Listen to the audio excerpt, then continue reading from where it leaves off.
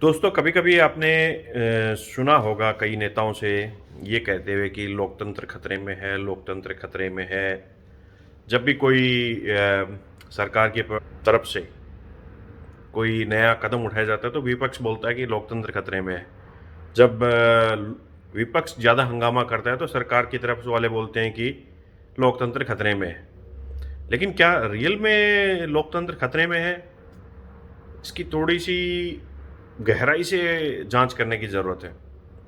और इससे पहले कि हम इसके बारे में कुछ इसकी जांच करें, हमको ये सोचना ज़्यादा ज़रूरी है कि लोकतंत्र आया क्यों? लोकतंत्र से पहले क्या था? लोकतंत्र से पहले राजतंत्र था, राजाओं का राज था। उससे हम लोग तंग आ चुके थे, तो हम लोग लोकतंत्र की तरफ आए। क्यों तंग आ गए थे? क्या प्रॉब्लम थी राजतंत्र में? राजतंत्र में प्रॉब्लम ये थी, एक तो टैक्सेशन बहुत ज़्यादा था। राजा जब मर्जी आए तब नया कर लगा देते थे। फिर न्याय नहीं मिलता था, हर आदमी को बराबरी का हक नहीं था, बराबर ट्रीटमेंट नहीं मिलता था सबको। ये मेन मुद्दे थे।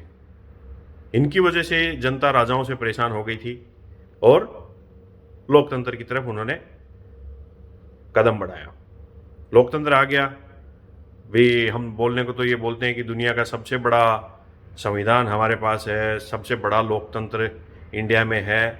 लेकिन जो कारण थे राजतंत्र से लोकतंत्र की तरफ आने के लिए, उसमें क्या फ़र्क पड़ा? उसमें कुछ सुधार हुआ लोकतंत्र आने की वजह से?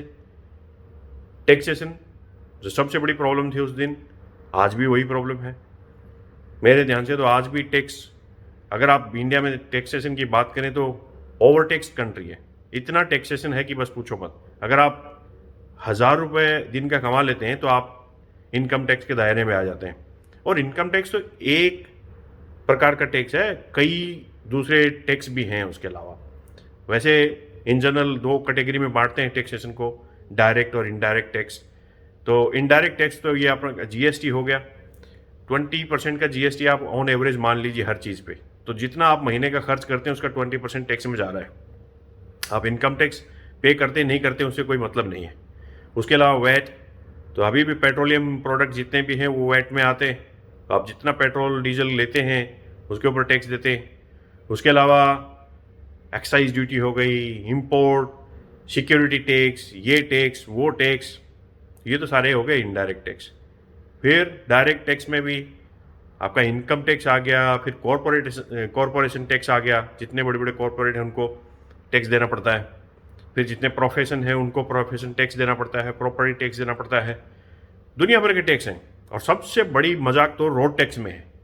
आप गाड़ी लेते टाइम रोड टैक्स भरते हैं और उसके बाद में रोड बना के उसके ऊपर टोल लगा देते हैं, तो टोल टैक्स वो देना पड़ता है। इतना टैक्सेशन है, इसको देखते हुए मुझे नहीं लगता कि राजतंत्र में टैक्सेशन इससे बुरा था।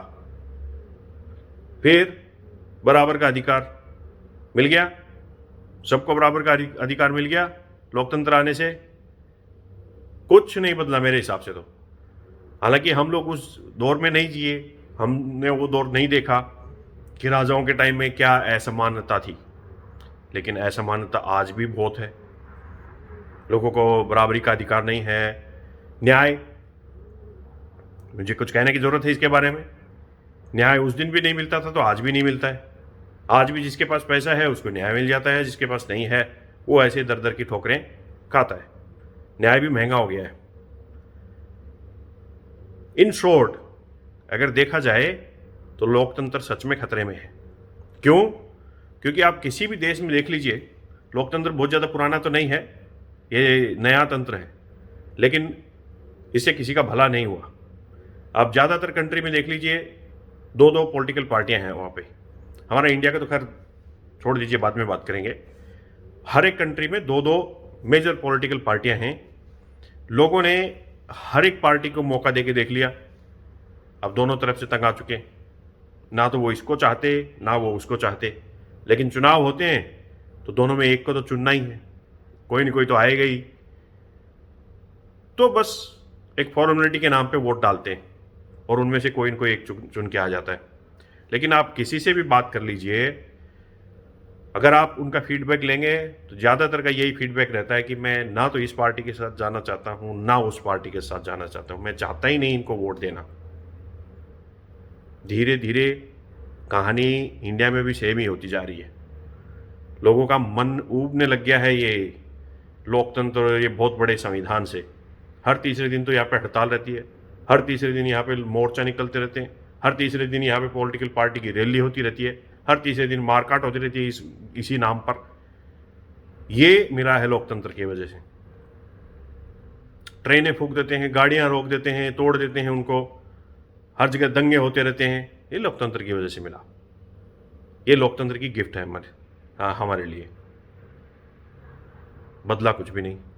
जो समस्याएं थी वो आज भी वही हैं, कुछ नहीं बदला उनमें। अब आप सोच के देखिए और कमेंट्स में बताइए कि आपको लोकतंत्र चाहिए या राजतंत्र।